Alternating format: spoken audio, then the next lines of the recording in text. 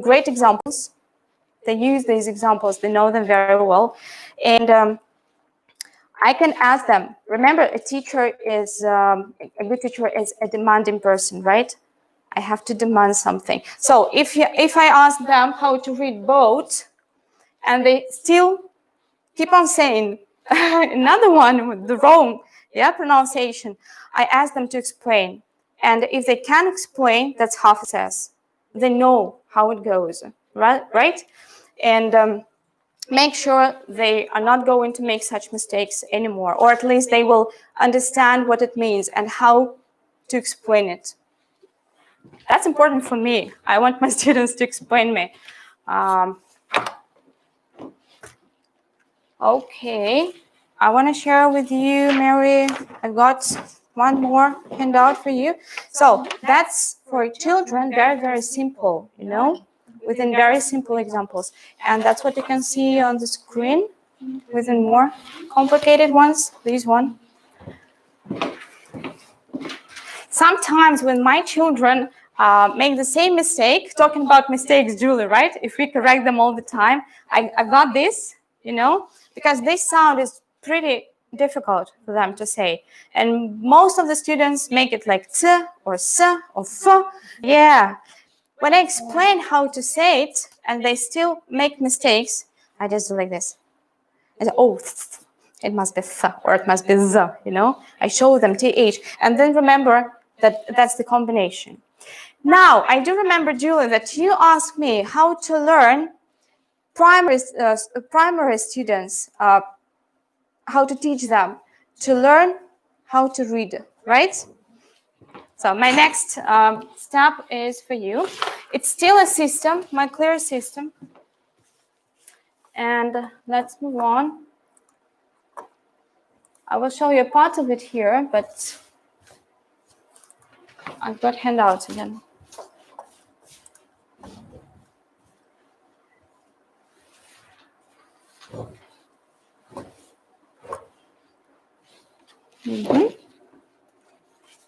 Okay, look.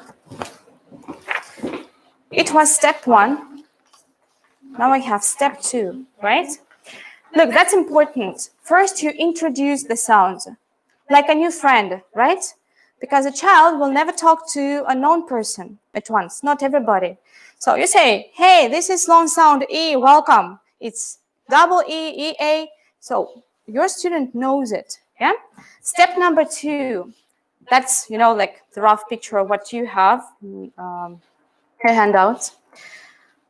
I take these sounds, because now we know that it's R. Can you imagine it's like, let's say, a month or maybe 2 months, yeah? It's up to you. You have to feel it, the way they know the sound. And then I expand their vocabulary, because what they have at school, yeah, and the words they need to speak, they're really, that's a big range of words. And we have lots of topics. What I did here is I combined, I will show.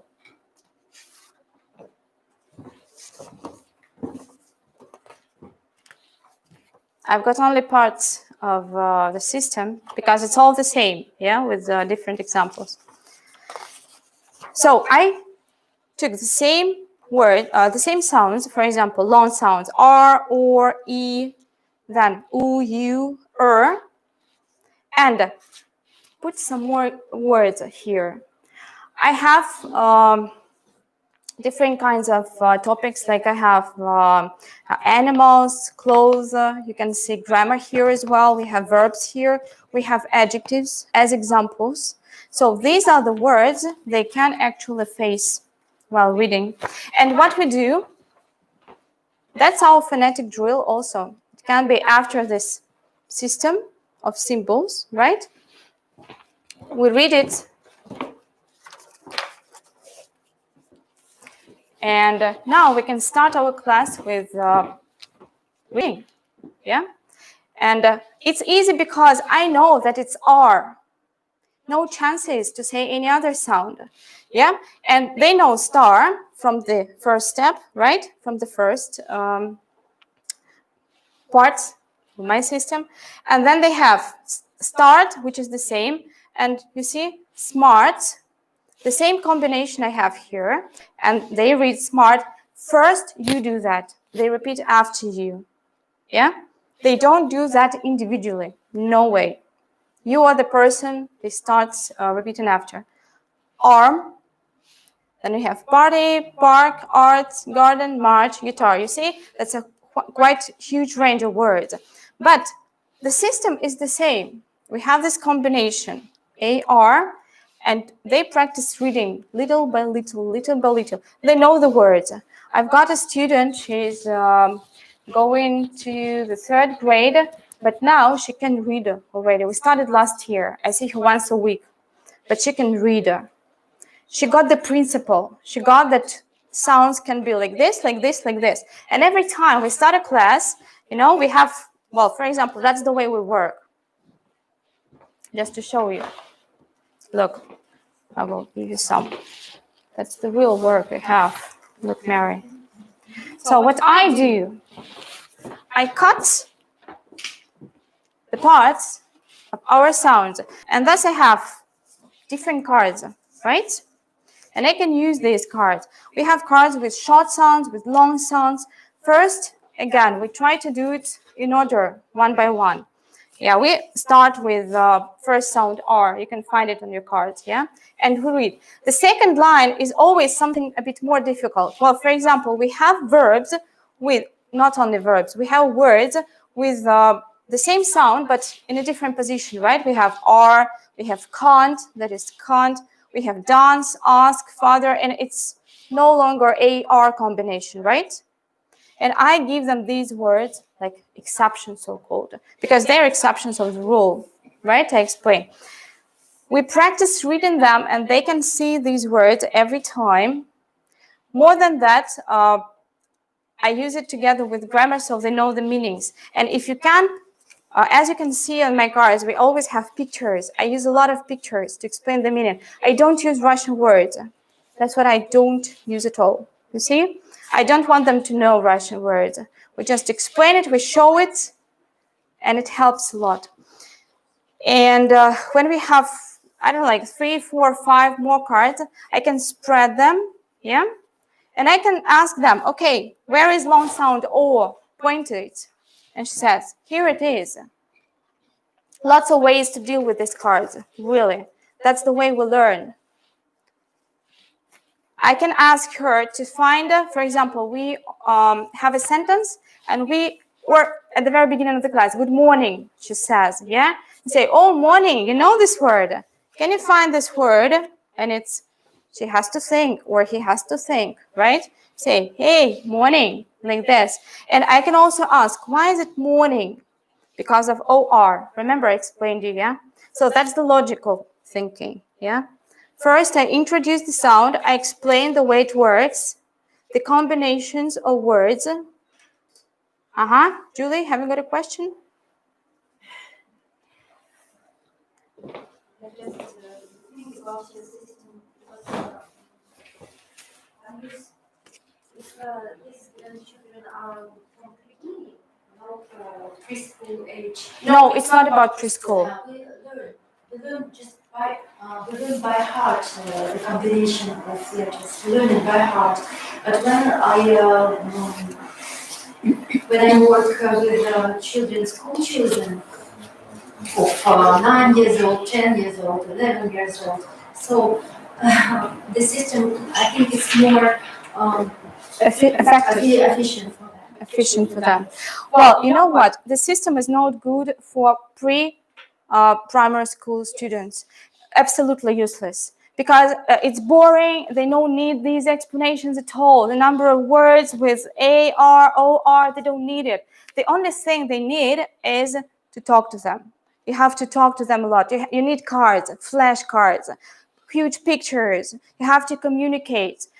Why I have the system? Because I have lots of students whose parents want me to teach them English, and they are school guys, school boys and girls, and their teachers have books with huge text when they're in a 2nd grade, for example, and their parents tell me he can't read.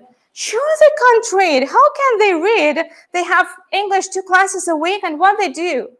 I'm sure that most of our teachers deal with phonetics, you know, like on the surface, just the small, the tiny part of it. You see, but if you do care every class, you will see that you will help your students to understand the system. The system is clear. That's what I wanted to explain, a clear system. Short, long, 2 sounds, consonants, voiced, voiceless. Just make them distinguish them to feel the difference between t and d. It will help them a lot. Yeah, it's like singing, you know, that's about phonetics, but they have to understand it. That's the main point. When you have school boys and girls, I use the system and it helps me a lot. It motivates them think and analyze. I will explain you a bit later. I will give you the tasks you can use within the system. So what we do, actually, we can use it as a game, yeah? But make sure it's not half of a class. No way. Your phonetic drill is, let's say, if you teach children 15 minutes maximum, 10, 15 minutes, it's never half of a class. No, it's don't overfeed them with your sounds, and that's it. I explained the system. Hey.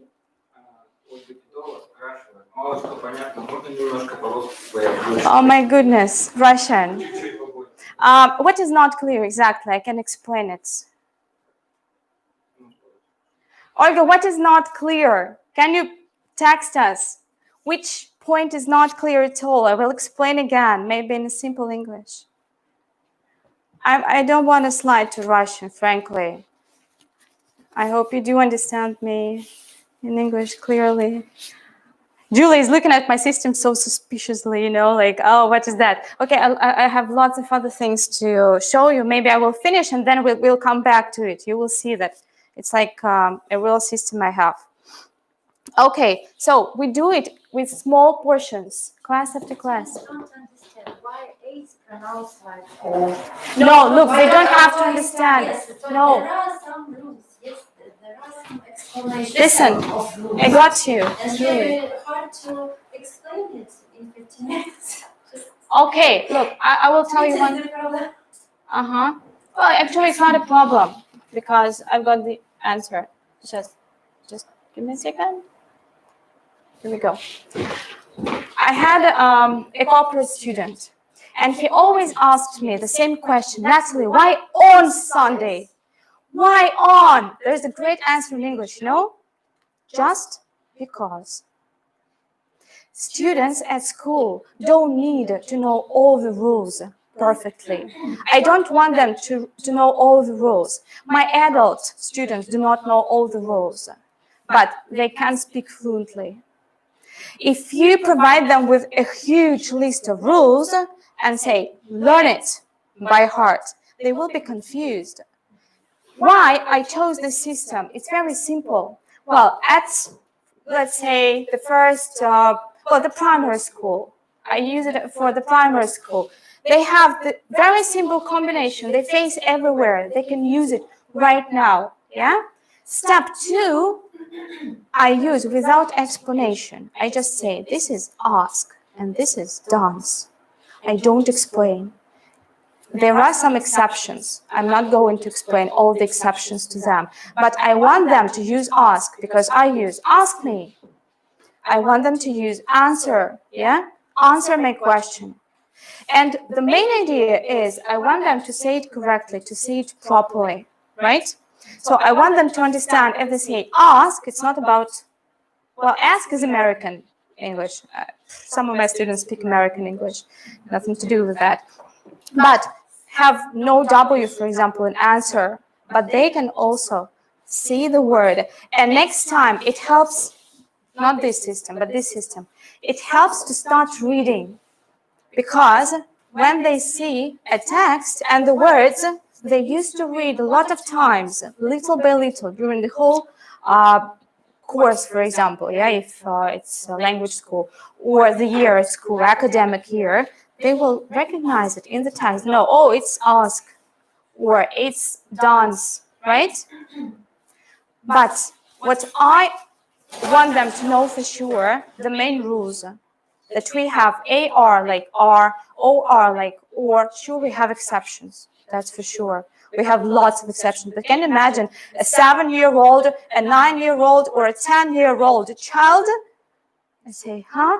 What? Is that an exception? Yeah, and that's the rule, and that's an exception again, and that's the rule. That's why it's clear as a day. It must be simple for them. But at the same time, you're quite demanding. You say, what sound is that? For example, the word, I don't know, like, at least my examples, letter and later, yeah? Is that letter or is that later? It matters for me, right? The pronunciation really matters. And they say, oh, yes, right. So it's not later, it's letter I need. For adults, it's then and then, for example, the spelling matters, right? But when I explain that, look, guys, what we have is that open air, when you have A under the stress, mostly Italian, black, the color for primary school children, or when you have E under the stress, it's closed. I know that we can't feel the difference, but it helps a lot when you combine it together, both grammar and pronunciation. When my students feel the difference between then and then, context helps, pronunciation helps, and spelling, it works all together. That's why I want them to look at my notes, to look at them. And when we are doing this during the class, no distractions, just the main idea. Okay. So that helps me to teach them reading a lot, because they do it every class, little by little. If you look through my handouts, you will see that you have long sounds, you have short sounds, diphthongs with all the examples. It's a great work I've done to put all these words together. Yeah, Mary, I mean these ones. You see? These ones. But don't overfeed your students. Be measurable. Try not to use it all at once. First, introduce, they know it. Then, that's good for example, you use one sound at the very beginning of the class, but they read it after you very quickly. Hey, what's up? Question? Почему в группе много по-русски, а тут нет? Если вы работаете на загранице, то группу надо вести по-английски. Okay, we'll talk about it. Next post is going to be in English, promise.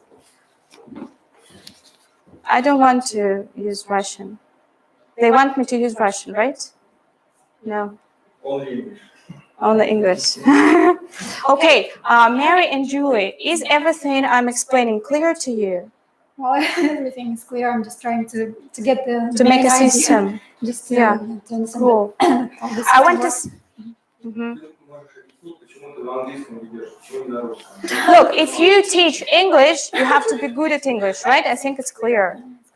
And we don't have a lot of opportunities to be involved in English. We don't have, like lots of foreigners coming around, walking around us just to talk. I think it's a great way to practice. Okay.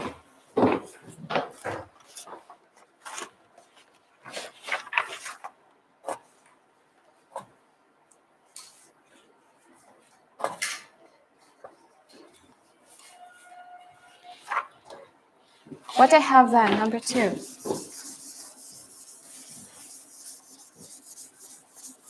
My secrets, number 2.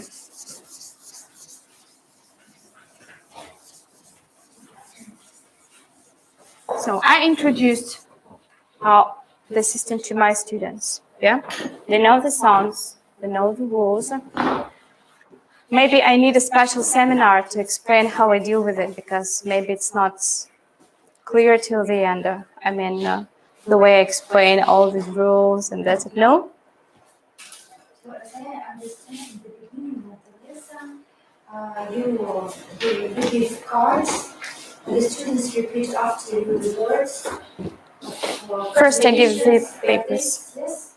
Mm-hmm. And is that all? No, sure. It's just, you see, it was number 1.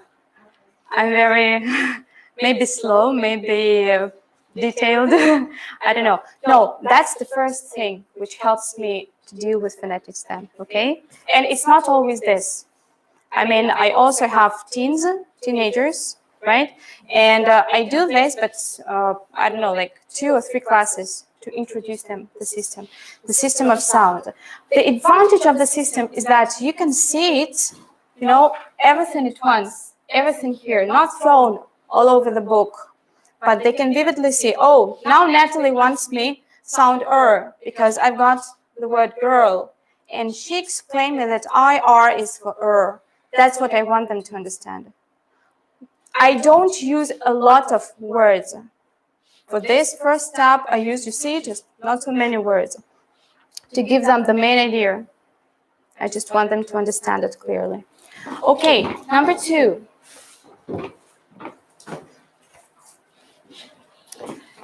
Must be here. Let's do like this. Make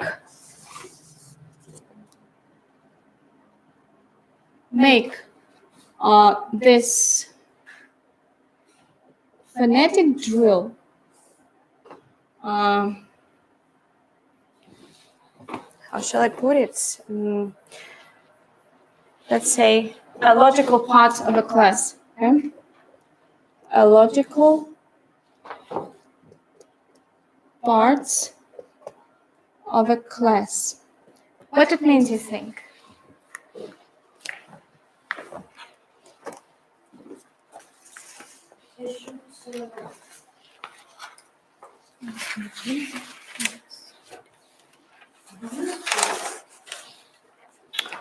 Pardon? I'm sorry?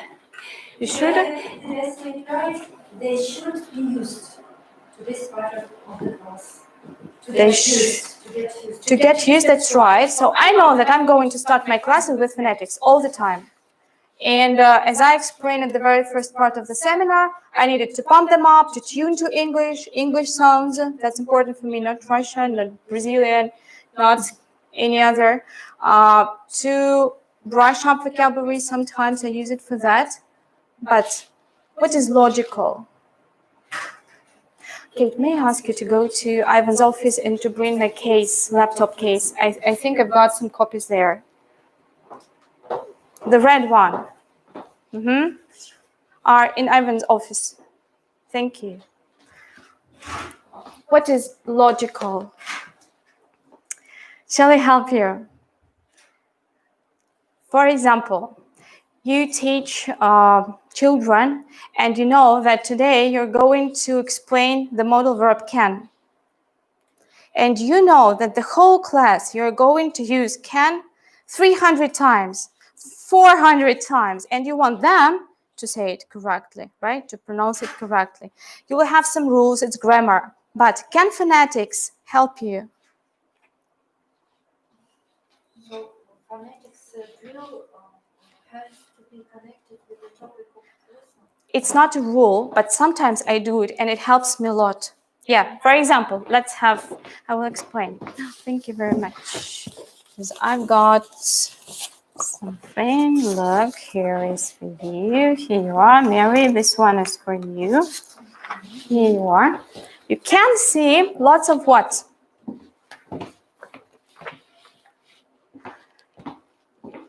Can. Peter Piper, Peter Pack of pickled peppers. Other ones, what are they? They are?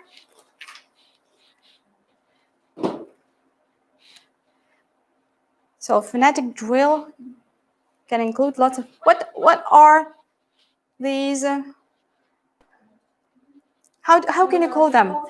Yes, what are they? How can you call them? What can you see on my sheets of papers, on my hands out? There? Okay, if I say Peter Piper picked a pack of pickled peppers, a pack of pickled peppers Peter Piper picked, it's tongue twisters, exactly, Mary, right, that's it. They are tongue twisters, sometimes they are just phrases, right, to practice this or that sound, but mostly tongue twisters. And I love tongue twisters a lot. So this system is not the only system I use, trust me. It's just the first step. That's why we have step 1. Step 2 is when you have cards with lots of examples. So Now let's see. My secret number 2 is make phonetic drill a logical part of the class. And now let's have a kind of task for you. I give you the topic of the class. For example, today I'm going to teach my students present simple. Present simple. Can you find a tongue twister which is really great for this grammar topic? I can start my class with it without saying anything about grammar. I will just use it as a phonetical drill.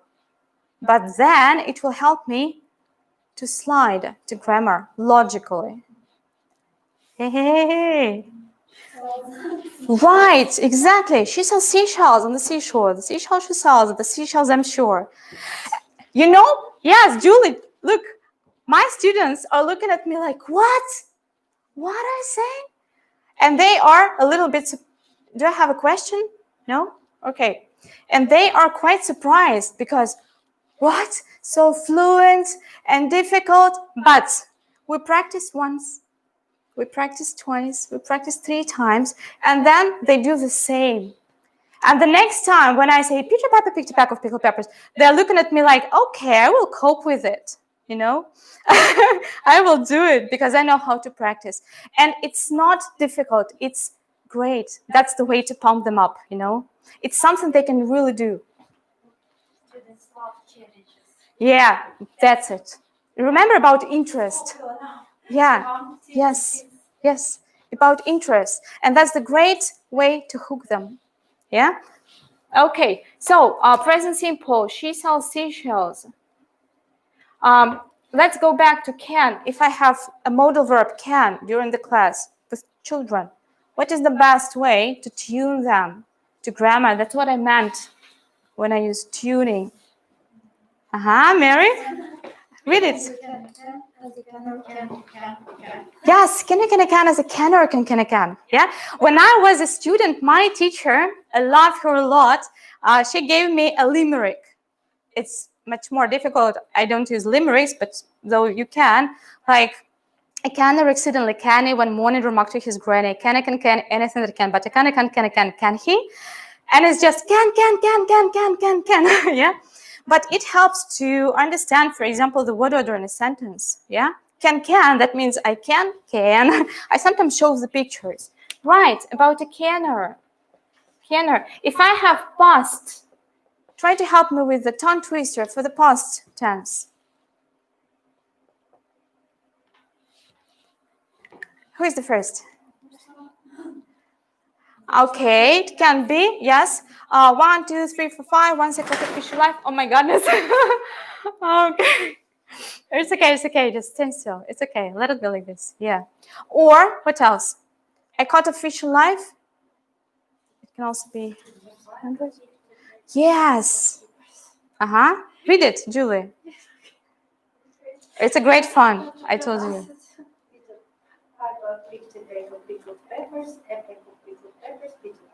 Perfect. Why can't you say that? That's about believing yourself. Remember?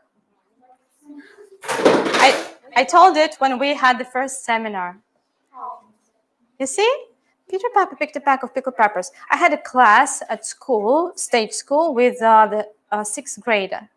And I started the class with this tongue twister. And I explained a pack of, that's a lot of, pickled. I explained pickled, so practically it's quite possible. But when we practiced, and make sure if it's hard for them to practice the whole tongue twister, split it. It's not the rule that you have to use one class, one tongue twister, the next class, next tongue twister. No, I don't do that. The way I deal with tongue twisters is they help me first to practice the sounds, and I practice, for example, p, Then grammar. After the tongue twister, I can easily explain regular verbs like picked. Yes, they will remember your tongue twister. They may forget your rules about past simple, but this pickle, peckle, pet, what? They will remember it forever. And if it's hard, split it into 2 parts and start with the very end. That's what I do. For example, I've got the same words, right? But then I use Peter Piper picked. or pickled peppers. I practice pickled peppers, or practice a pack of pickled peppers, or Peter Piper picked a pack of pickled peppers. Like, you know, a necklace. Little by little, step by step, that's what we do. And you see, I gave you examples of different levels. They are absolutely different. Easy ones. Well, for example, can you find, these are grammar topics, but I can also tune them to vocabulary, right? Small kids. We have numbers, for example. Can you find numbers?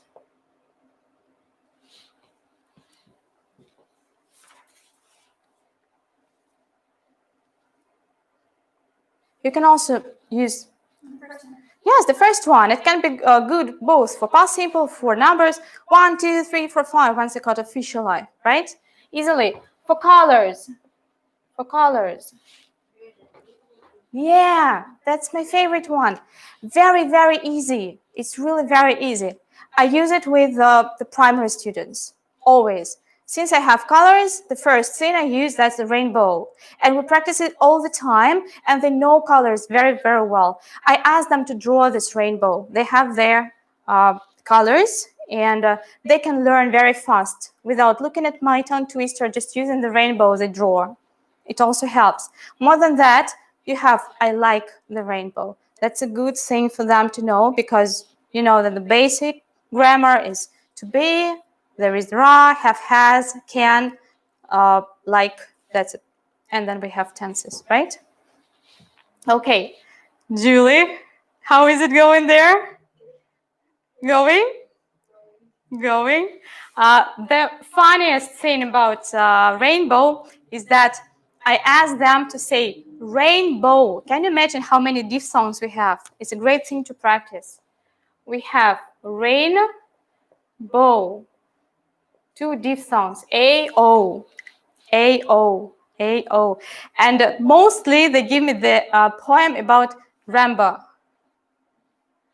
You know why? Not rainbow, but Rambo. It's my Rambo. It's my Rambo. Because that's why my system works. Because first, when I explain that, look, for example, there are rain, it's A, that are 2 sounds, and I have to hear 2 sounds, right? Rain, I need 2 sounds here. That is A, rained. That's for adults, the same for children. When I have bow, I have how many? 2 sounds. And not W, it's like rainbow. And it helps me a lot to shape their pronunciation. And this system helps me to explain it's 1 sound or 2 sounds, right? And Rambo, that's what they have, because they are lazy to say A. Or maybe it's not typical for Russian, right? We don't use it a lot in Russian. We have 1 sound mostly. And they say ran. I say no, rain, and it's work. And sometimes it's hard work, and you know it, but it must be great fun for them. Great challenge for them. Okay, I've got some more for vocabulary. Food. Can you find food, please? Yes. Yes. Phonetic books use another system. So, how to explain? The system depends on not on the sound, on the letter. So, for example, the letter E. So, and the rules. It can be pronounced like E, or something like that. I don't use it. You don't use it. Even for adults. Nowhere. Neither for adults nor for children. I don't use it. I try to make it simple and clear. If I can see the list, like this letter has sound, you know what I use? No, I'm lying. I use one thing. Look, the only thing I use to help primary students, I use this one.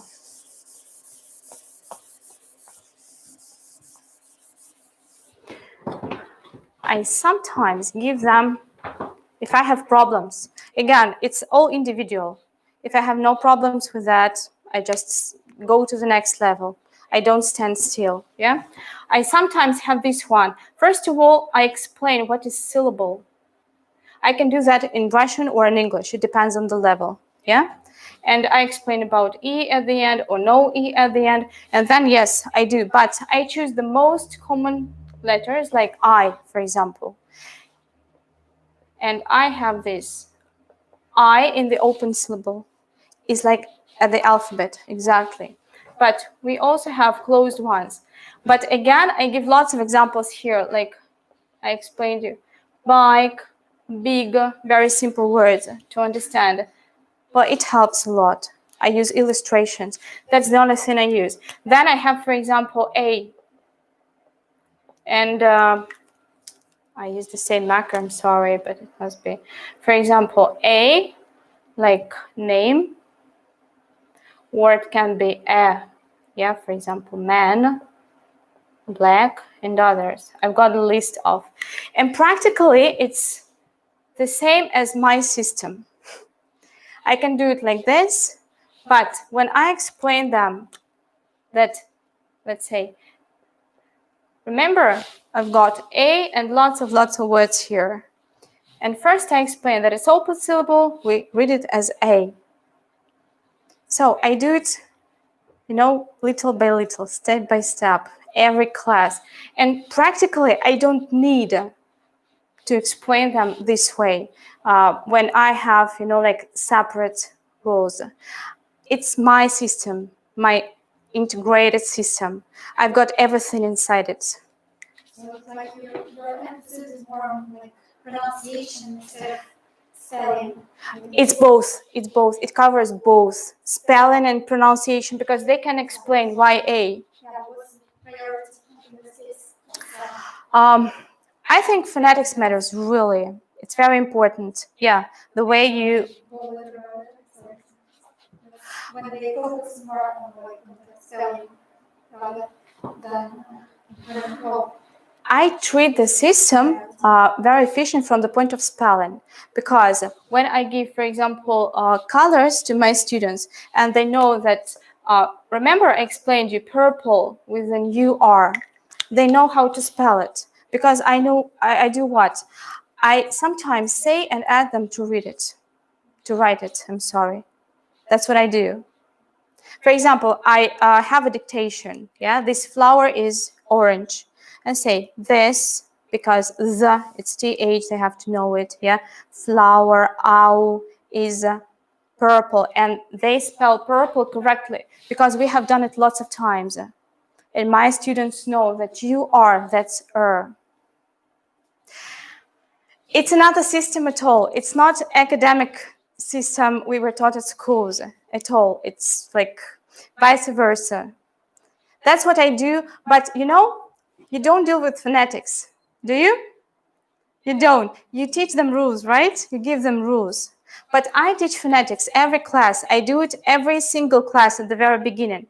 I don't need to explain them separated rules.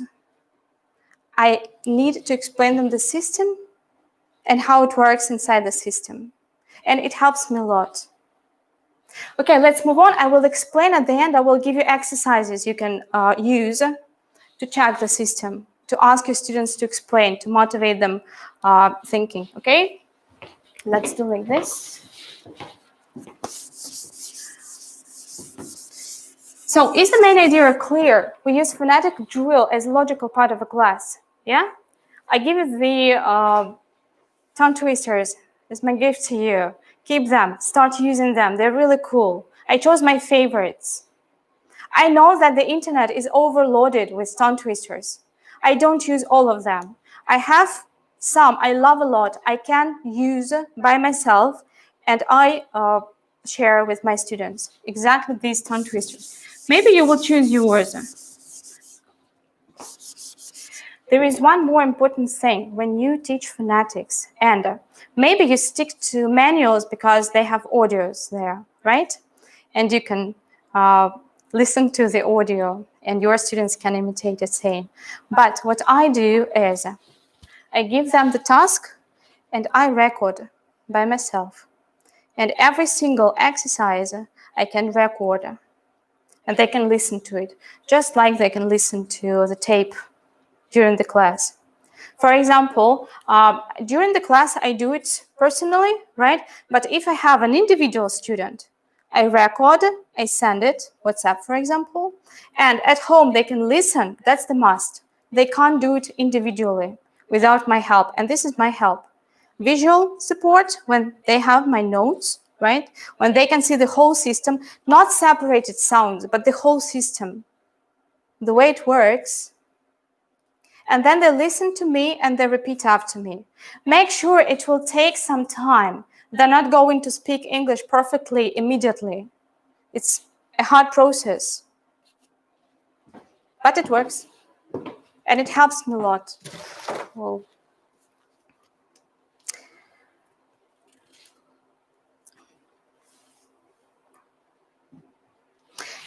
We were talking about children, but we also teach adults, right?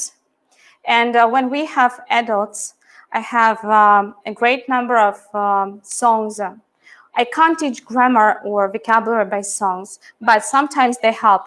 For example, I will show you the example. Kate, may I ask you to switch off the soft? Okay.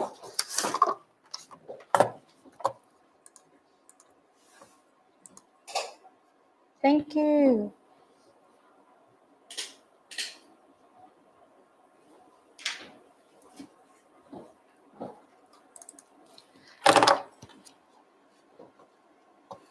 Well, this one. I'm not gonna make it closer. I'm not gonna zoom it, just to show you. That's the task I have for my students. It's a song, Brighten in the Rain, and I've got really very clear record, yeah? And we practice, now help me, which grammar? They are listening to, oh, let's zoom it, anyway. Just you got the principle, yeah? Let's zoom a little bit, like this.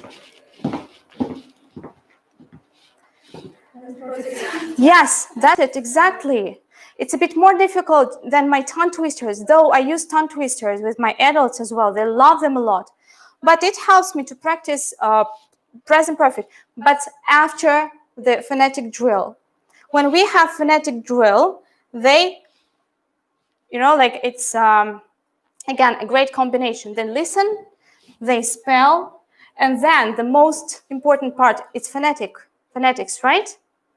We read it. And they can read. I've never been, I've never seen, I've only traveled, I've just eaten. That's what we practice. Maybe several classes. And that's challenging on the one hand. On the other hand, I ask them to give me, for example, the first forms of the irregular verbs. And we slide to grammar. So phonetics helps me to tune my students to grammar, to vocabulary, maybe to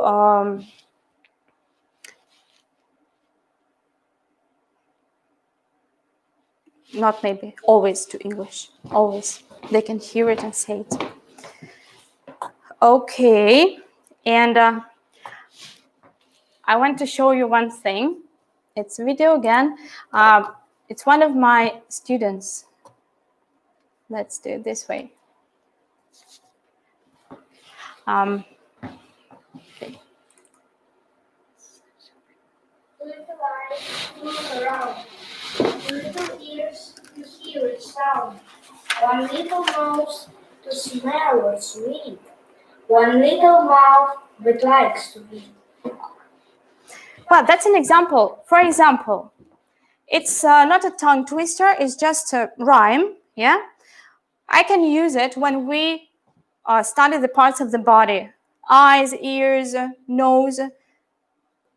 That's how to link it to your body of the class, right? I sometimes use visual effects like eyes to look around, ears to hear each sound. They help them. But anyway, it's phonetics at the very beginning. It can be even funnier, but I'm not a a great fan of, like crazy class beginning. It's very hard to calm them down after it. But a lot of sounds like head, shoulders, knees, and toes. I use it a lot. And if I have primary school students, we have pauses, and every time we use it for winding up, for a break, for distraction. We come up here together and we start maybe showing it, but still it's phonetics. It's phonetical drill. You see, it can be very, very different, the variety of opportunities. And it's great when you do it every class, little by little. So, visual support, I told you. For adults, I also use songs, very famous songs.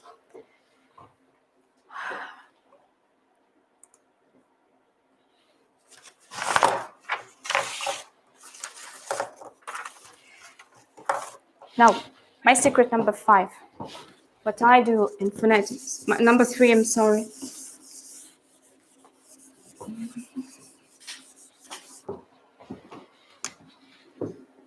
I use 3 times technique when I teach phonetics. What is that? 3 times technique.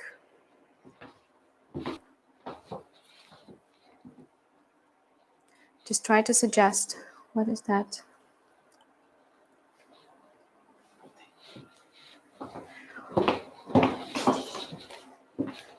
Mary.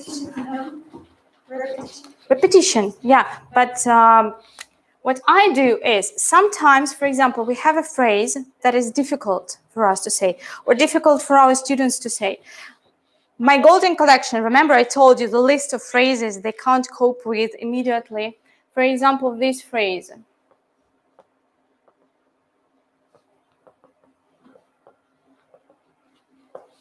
Something like this. It's a challenge for them because we have s, th, z, lots of things. What I do, I choose, for example, we have s. Remember I told you about my clear system. I want them to understand what I want from them, what I want them to say, the clear understanding. Something, it's going to be th, something like this, and then we have the. I choose, for example, 3 main sounds which can help me, and then I start practicing them 3 times. The whole phrase, now it's hard to say. I split it into small ones. S, th, the. And I do that 3 times. I don't start with a phrase. I don't ask them to read a phrase itself, because I know it's hard for them. I choose the most difficult sounds, and we practice them 3 times. That's enough for me to understand if it's clear or not, to correct something if I need, S, th, the, s, th, the. And then it goes like an illustration, and it's easier, much easier for them to use. Something like this. And then I can ask them to say it 3 times. But it's not always, it's not every time. It's about, well, for example, you teach children at school, and you have this topic with modal verbs. And in this topic, we have quite complicated combination, like I can do something very well, And what happens? Have you noticed? Exactly. Their v and their w are absolutely identical. They don't feel the difference between w and the. First, I do this. I show them v and w. No need to explain because I have already explained them. Remember the system. I explained them what v is and what w is. It was long time ago. It's not something new. But what is new? I want to drill it. I want to practice it, right? I want there, I can swim very well, sound really attractive, very proud. And I start practicing, so I have this v, w, v, w, v, w, 3 times. 3 times. It helps to feel confidence in these sounds. It helps me a lot while teaching. And then I illustrate most difficult sounds within examples. Very well, very well, very well, and it sounds really cool. That's what I do. Sometimes I have, for example, a tongue twister, right? And we worked it out from inside out. And I ask my students to say it 3 times. But first, let's do like this.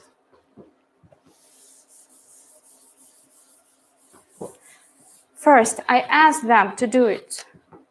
So, first time, how? Slowly, right, exactly. Well, for example, Peter Piper picked a pack of pickled peppers. Yeah? They practice these parts, and we practice the next step a bit faster. Yeah? And finally, I can ask them, let's do like this. So, the second time, they will.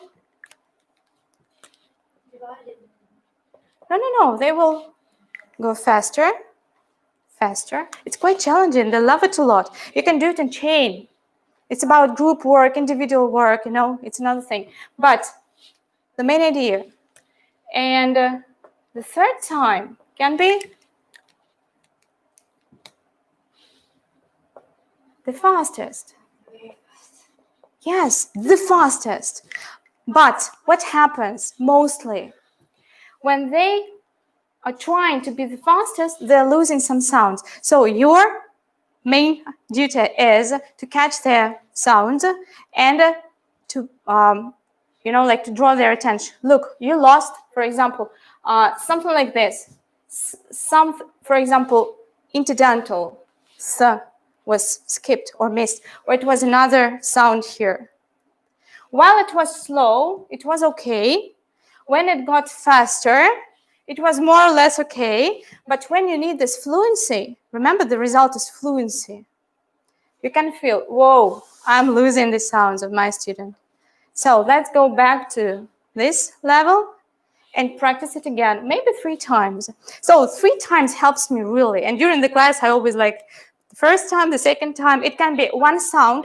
It can be a phrase. It can be very well, yeah? It can be the whole tongue twister, for example, or rhyme, any rhyme, 1, 2, 3, 4, 5, yeah?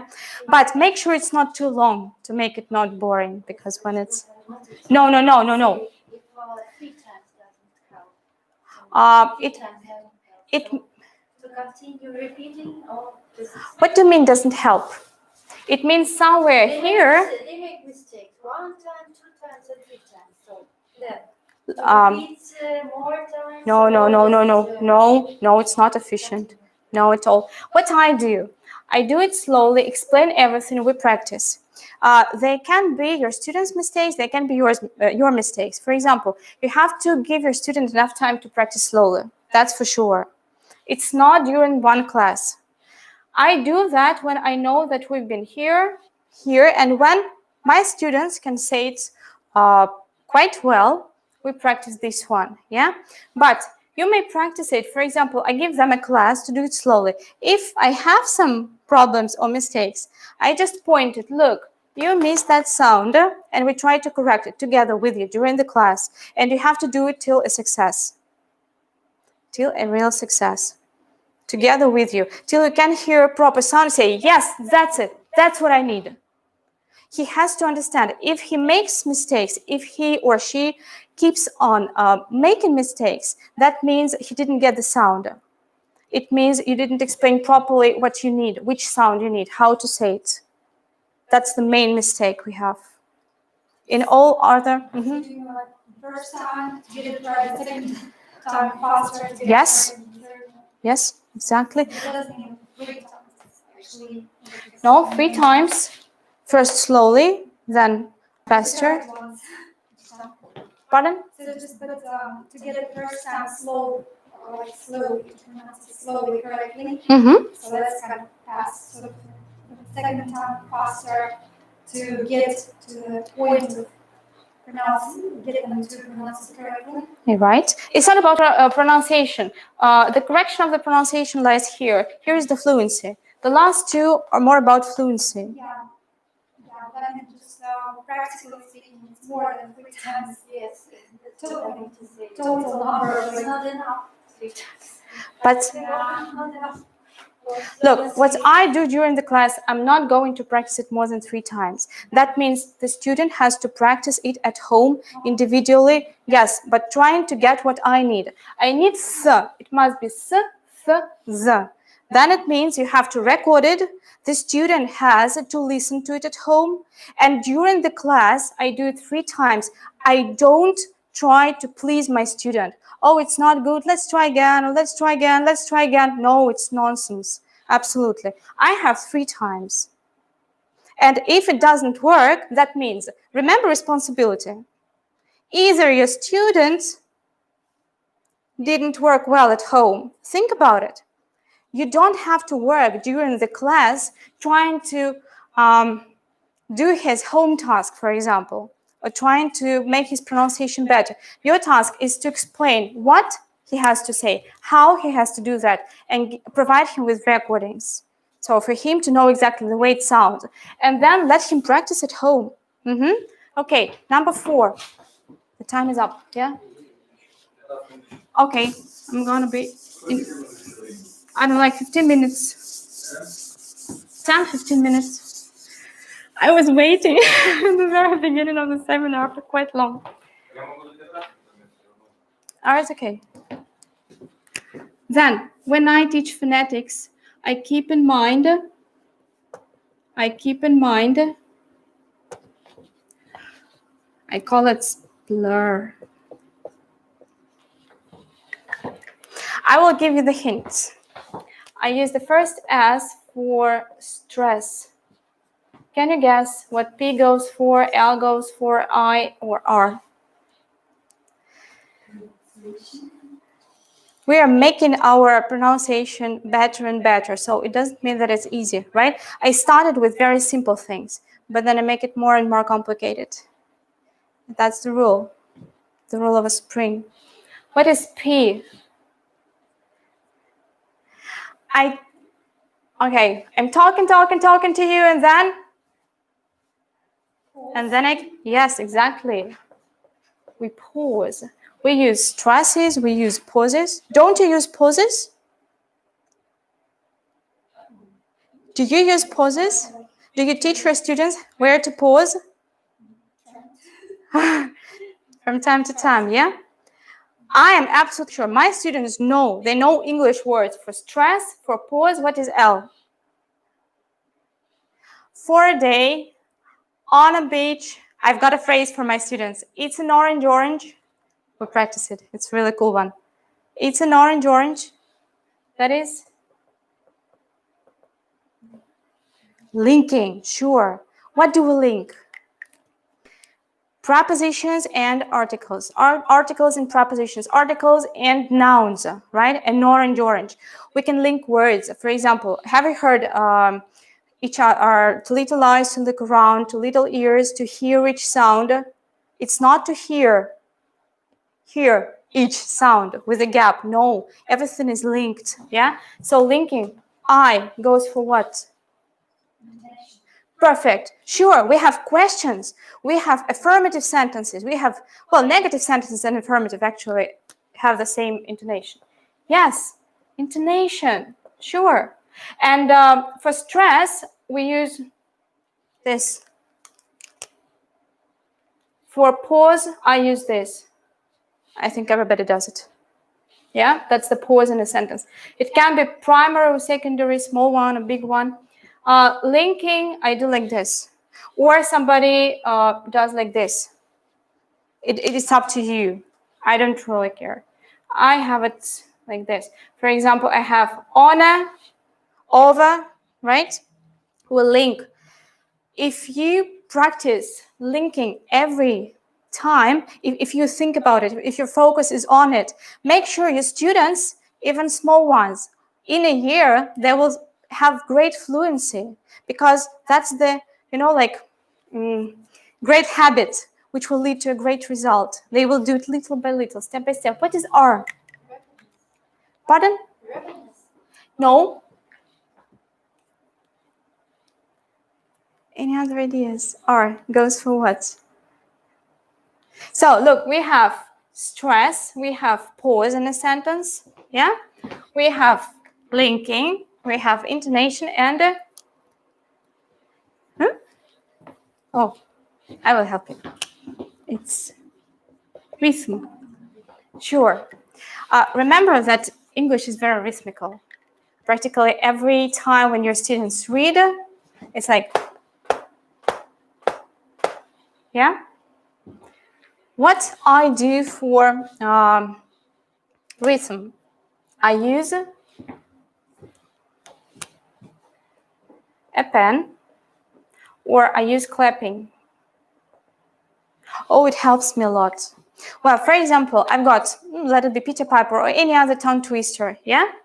I've got very rhythmical one about hickory dickory. You can find it on my handouts. Hickory dickory dock, the mouse ran up the clock struck one, the mouse ran down, hickory dickory dock.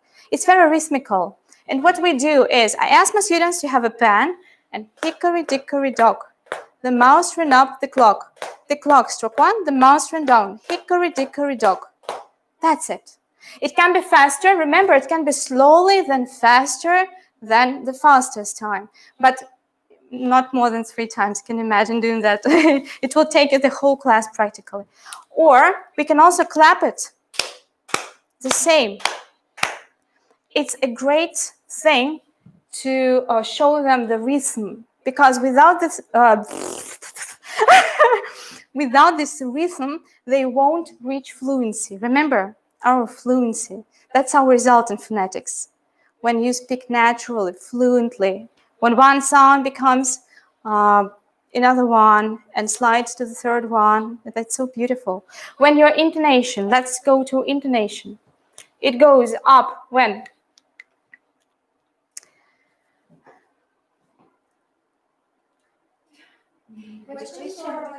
First of all, questions, sure. Yes, in questions. So if I have a text with my students and I make notes, that's always, I will show you now the way I deal with it. I've got some photos. And I put I have a pencil, not a pen. All phonetics goes with a pen because the main text is in pen, or pencil, I'm sorry. The main text is in pen and all the notes are in pencil. You can clean them if you know how to do that, how to say it, yeah? Yes, if I say a question in a dialect, for example, I have this intonation goes up. And what?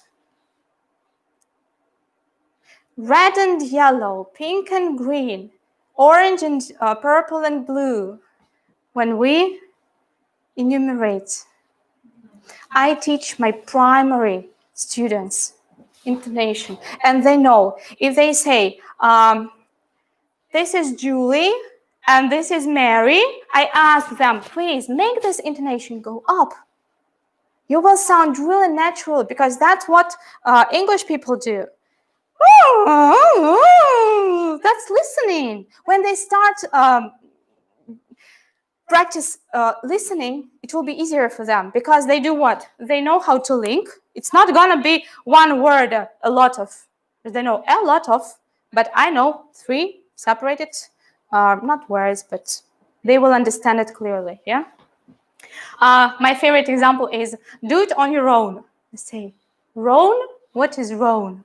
Say, do it on your own, yeah? Have you faced it? Is it only me? Yes, I say, do it on your own. And what I do, I link it. And when you have listening, yeah, they can hear, do it on your own. Say, what is roan? Natalie, I don't know the word roan. I say, you don't need to know the word roan. You have to be able to link. And when my students spell or my students use it by themselves, they do the same. They link it on your own, yeah? On my own is not so funny as on your own. Okay, rhythm, pen or clapping, that's what I do. We make it faster, and that's very rhythmical. Intonation, so I use arrows up and down, and linking. Every time we have a text, I do that for them, link. And the earlier you start, the better the result is going to be. Their speaking is really like getting better and better each class when they know what to do, and you have to explain.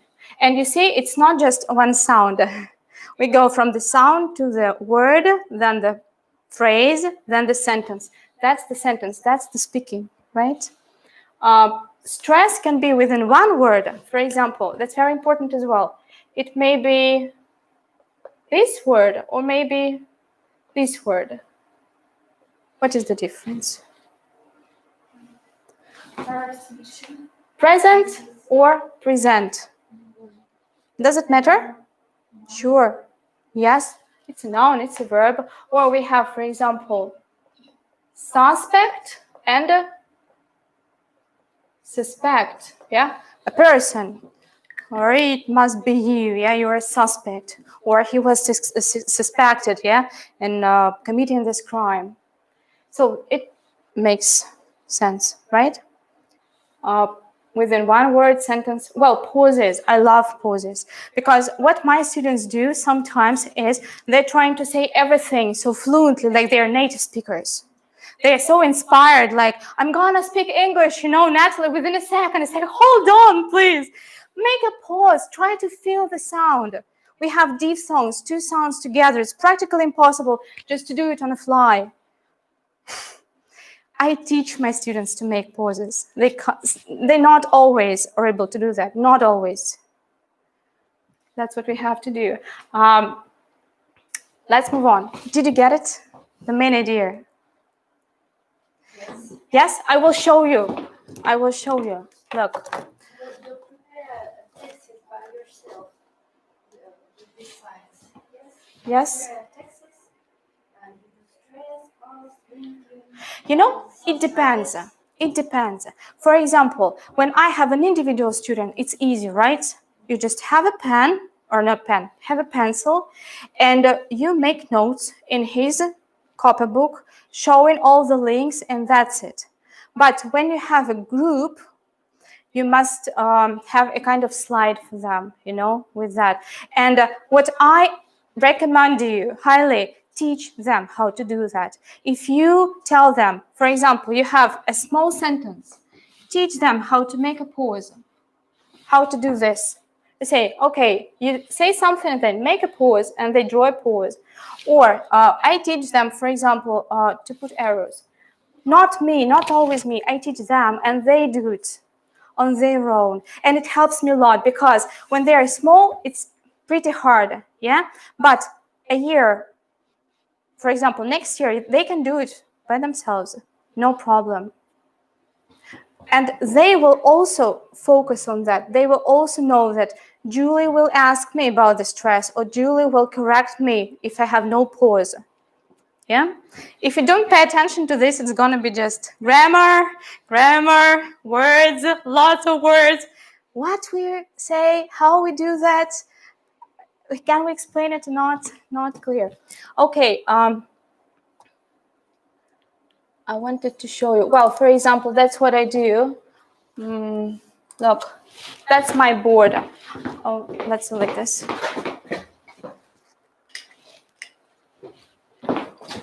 That is my board. I've got a marker, and I do it this way. And they can copy it, or I may take a photo and send to the parents, also possible. It's up to you, really. But my duty is to explain that we have stresses, we have pauses, and it's 1, 2, 3, 4, 5. That's the way I teach. I sometimes, thank you, Kate. I sometimes have, for example, sounds. You see, again, it's important for me. It's not A, it's E, yeah? Again. Or live, common mistakes. I put the sound from my system, and they know it pretty well. And they keep in mind both stresses, pauses, and sounds. It's complicated. Is that hard, Julie? You're like thinking, whoa. Not really complicated, but it's not easy either. I'm used to it. I do it for many years. I know the system, how to do it, how to explain in which moment of a class. I always do it at the very beginning. You see, here we have a gender. I always give a gender. I told you last seminar. And I always have phonetics, a poem, the very first thing I have that is phonetic. And the last thing, the very last step on this. So number 5.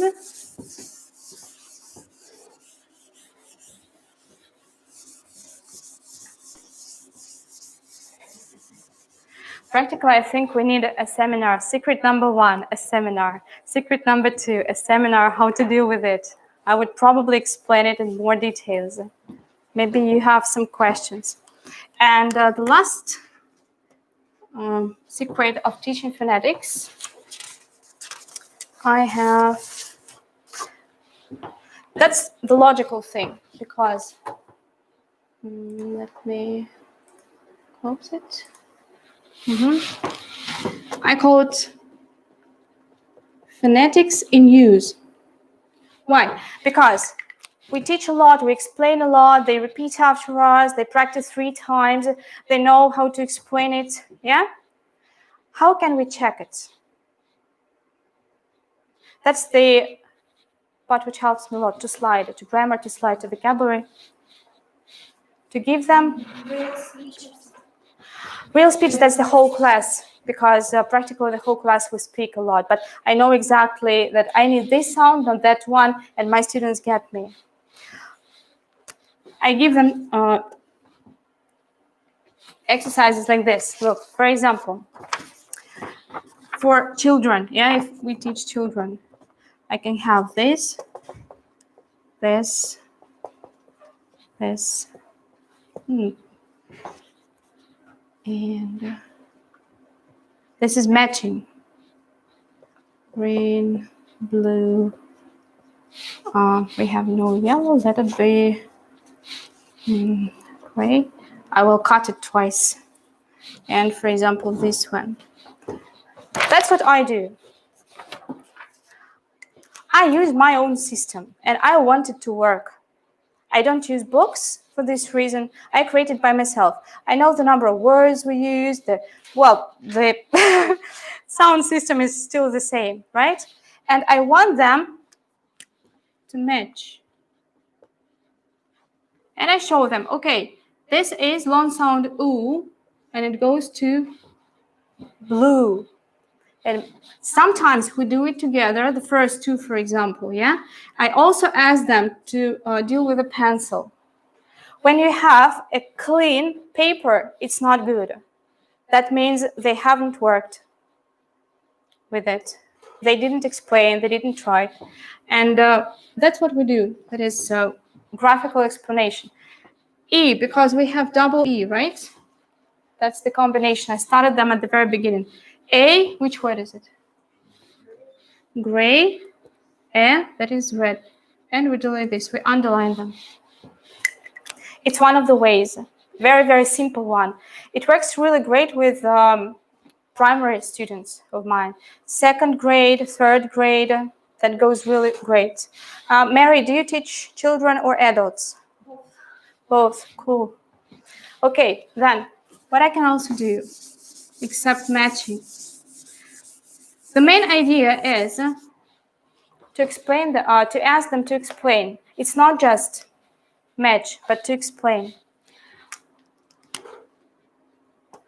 The next task I call, which word is out of line? And I love it a lot, really. Look, it's like this. I have words like my, family, and dry. Choose the word which is out of line. Which one, Mary? Family, sure. Yeah, it's easy for us. But you know, it's always easy for children. And they have to think. And then I ask, why? I normally do that in English. I don't use Russian. Because I want them to use phrases like, I think it's family. It's not a difficult sentence, right? But they also practice communicative skills. And I explain, or not me. This time I ask them to explain. So the first part, I explain them a lot. And I give the system. But then I want them to give me the system back, to explain back. Why we have Y at the end, but it's I, and it's family like E, yeah? The same can be, for example, I will give you examples just to get the principle because it can be different. And you can make such exercises by yourself. You don't need any other books. And what I do is, for example, I know that my student says flee or me every time. He makes a mistake, and I will use exactly this word in my exercise. And that's what makes it individual, you know? It's not a whole book. It's not general. That's quite individual. Or maybe a small group.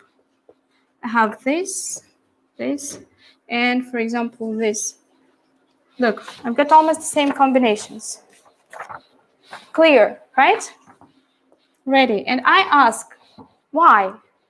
And mostly my students say, I think it's, and I always use classroom language. You are right, you are not right. And we go to the next one.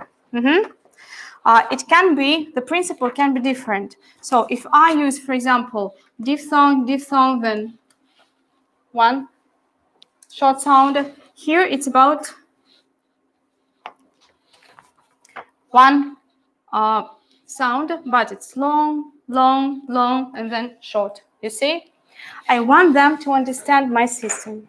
I want them to be able to see the difference between E and E. And they can explain it because, or E and we don't have long E. Anyway, ready with EA and meet with EA. You know, I teach them to be flexible. I don't teach them certain rules and say, EA, that is always E. No, because they will face a text with ready and they will come up to you and say, Julie, you taught me that EA is E and it's ready. Why? What is your answer? I told you. You have to say just because. Okay. For adults, that's for kids. You know, you may have different, or for teens, for example. What I have for teens, I use irregular verbs. Phonetics helps me a lot in this case. I have, for example, bought, so this one. Which one is out of line? Told, exactly. It's told. Yeah? We have or, and here, oh. And they know it because I explained them. And we did it lots of times. Oh, told, oh, cold. Yeah, at the very beginning of the class. And they can, I want them to analyze it. I want them to explain it. It will help them to remember. And number 3, sometimes I don't use words within this principle. I use transcription. I always use it. My students can read transcription. And it goes really great for adults and for teens because it can be boring. Try to be reasonable. Don't give teens this task. It's really boring and easy. It mustn't be easy. Remember, try not to underestimate your students. They're quite smart. Well, for example, for children, by the way, it can be this way. I give them transcription, but they will have to find the principle. It can be this or this one. Well, let's stop here. And I ask them, I can give one more room study, for example.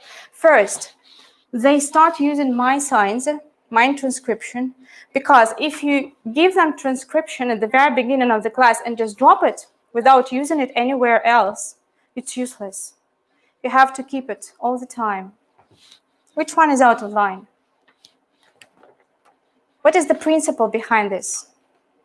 Kitchen, house, bathroom. I also have study there.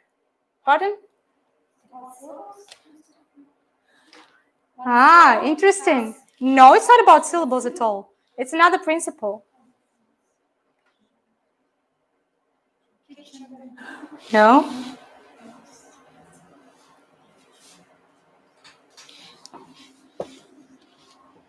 These are parts of the house, but that's the general one. How do you teach your students? Say, okay, today we have the topic house. And we have different rooms in the house. We have a kitchen, we have a bathroom, we have study, but it's a house, right? That's the general one, and these are just small details. But you see, it's challenging and it's interesting. And what you do, you use the syllables, not syllables. You use transcription. Exactly the same transcription as you explained them at the very beginning. T, s, j, yeah, these ones. Okay, and finally, that's for the last one.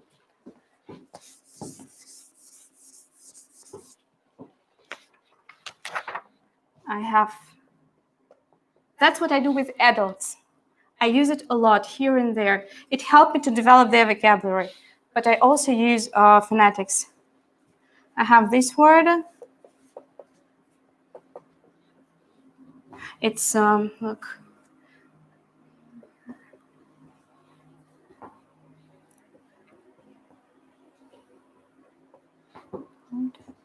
And choice, like this. Fear, failure, proud, choice.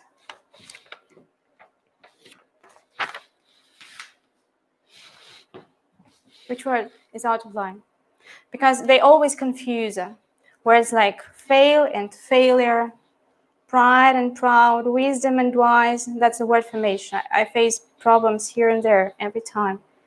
Proud. Proud, sure. Yeah. No, it's not a noun. Yeah, we have fear, noun. That's what I always do. Failure, that's a noun. Choice, that's a noun. Proud, it's an adverb, yeah, or adjective. So I'm ready. You see, so different philosophies, different principles behind it. But I use phonetics. I use sounds. And then I may go to vocabulary and grammar. Look at the screen. I will show you some slides. Well, for example, this. We were reading a book with my students, and we face a lot of vocabulary, right? And what I do, the next class, I go back to the previous chapter, I make this list of phrases, and I give them. And they come up with, they spell them, and then we talk about them. I ask them to explain what is, for example, social ladder. Social ladder, you see? That's what they do. It's not me. What I do, I teach them phonetics, that's it. And the rest part, that's pretty interesting. It's not a system I gave you at the very beginning. With adults, no, not here. That's good level. That's practically upper intermediate or intermediate level, yeah? And I think I have one more. That's it. That's what I have. At the very beginning of the class, I might have, for example, a tongue twister just to tune to English. And then I use phonetics to go to the words from the previous class. And my student does what? He has to understand, because if he faces an unknown word in a dictionary, he will have to read these transcriptions, right? And understand the words. And he spells me the words. And then it helps me to deal with the meaning, for example. And we slide to vocabulary, or we may slide to grammar, as I explained to you. It's getting more and more complicated. So, my secret number one, a clear system. If your students know what you want from them, they understand you. You can demand it. If you correct them, if they keep on making mistakes, they don't understand what you want, it's useless, practically useless. My tip number two, make it logical. If you teach grammar within can, give them can as a can or can. They will remember, and they will remember forever that can has no to after it. Or Peter Piper in the past, yeah, ed. Number three, I use 3 times technique. I use it 3 times to make sure that it's not me who is doing your task, yeah? I guide you, I explain you, I provide you with recordings, but you have to do it, yeah? And you can also use it slowly, then faster, then the fastest time. Number 4, when we have the system of stresses, pauses, linking, intonation, and rhythm, not rhyme, but rhythm, yeah? If we focus on that, make sure your text is going to be perfect, very attractive. Your students will sound really very, very English, very native. And secret number 5, phonetics in use. Try to use it. Try to motivate your students to explain you why. Motivate them think. Remember we talked about on the first seminar, a good teacher is a teacher who wants the students think independently. They are not robots. They can't just say bad because it's bad. They have to understand why. The better they understand, the more correct the speech is going to be. Yeah? Okay. So, Mary, which is the brightest secret you loved a lot and you would like to start using? Out of these 5, Out of these 5? I guess something like 4, I think that's more challenging because my greatest problem is like with getting students motivated. That's it. Like for, Mm-hmm. I'm not say motivated, but just consider it something important. Important, right? Pronunciation, Mm-hmm. everything. So no matter how much I try, they still don't Yeah, see yeah. the importance of it. So, Right. They can say, I'm Russian. I can say, I live in Russia. Yeah. and then you try to tell them, well, it's really important. Mm-hmm. Intonation, everything. Yeah. All these aspects. Right, I don't exactly. know, I just need to, this is a different topic, how to Mm-hmm. influence them. That's motivation. That's motivation. Julie, what about you? What did you enjoy most? I think you're stuck a little bit, like very serious. A lot of information from a lot of new. I faced some pieces of that, but you presented like a system, and it was to use. It was to know. Mhm. It was to use. So it's a challenge for me. Great. Thank you very much for coming here.